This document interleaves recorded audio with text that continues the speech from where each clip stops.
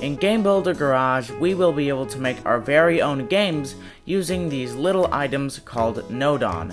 By attaching them to each other, we can make our own games, and the sky is the limit when it comes to our imagination. And even though they are the main mechanic when it comes to making our own mechanics, we still don't know how many Nodon there are and what those Nodon do exactly. So, I went through the overview trailer and picked out every single Nodon that I could find, and now I will predict on what I think those Nodon will be able to do and how we can use those to create our very own games. The stick Nodon will allow us to control things in the game using the joystick.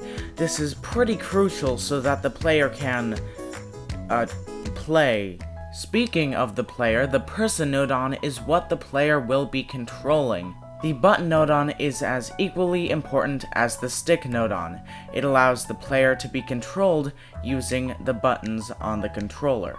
The object Nodon is what we will make our game worlds out of. They can be physical objects to be used as platforms, or they can be obstacles that harm the player.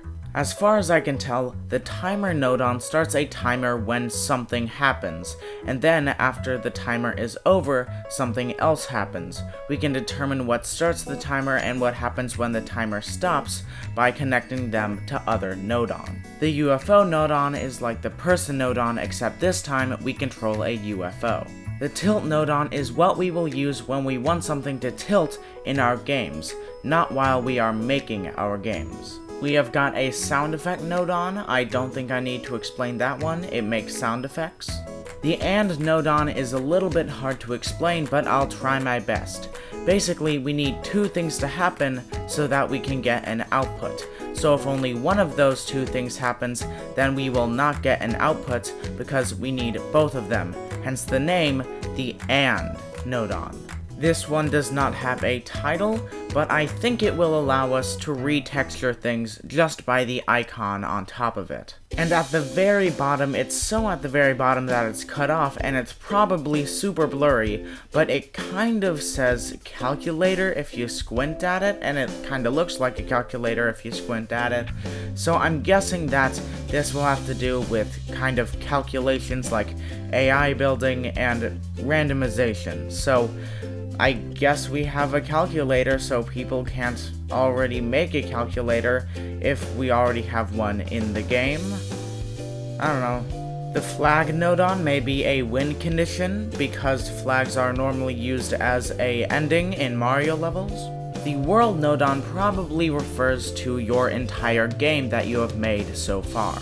The fancy object is like a normal object, except we will be able to add more mechanics to it instead of just being a physical object. The object break Nodon will trigger something else when something in your game world breaks. The reset Nodon seems to be more of a retry Nodon. The game screen Nodon is our window into the game, and it can be connected to our player character. The not makes something happen when something else is not happening. The counter starts a counter, and I can't really see how this would be useful, but we will see once this game comes out. The map may be able to show you a map of your entire game world.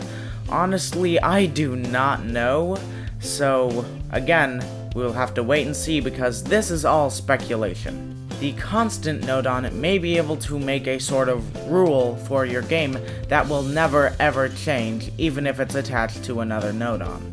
The teleport will make the player move from one area to another instantly, because you know, that's what teleporting is.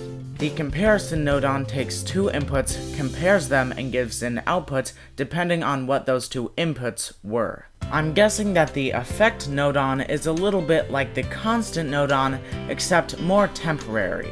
The touch sensor Nodon could either act as like a pressure plate. If you go into this area, then something happens, or it could be a literal touch sensor and we have to touch the gamepad on the Nintendo Switch to do something. The background music is different from sound effects because it plays during the entire time, not only when something specific happens. The moving object Nodon moves objects. This can be used to make moving platforms or moving obstacles. And that, everybody, was every single Nodon that was showed off to us during the overview trailer. I am super excited to use all of these guys, and I cannot wait until June 11.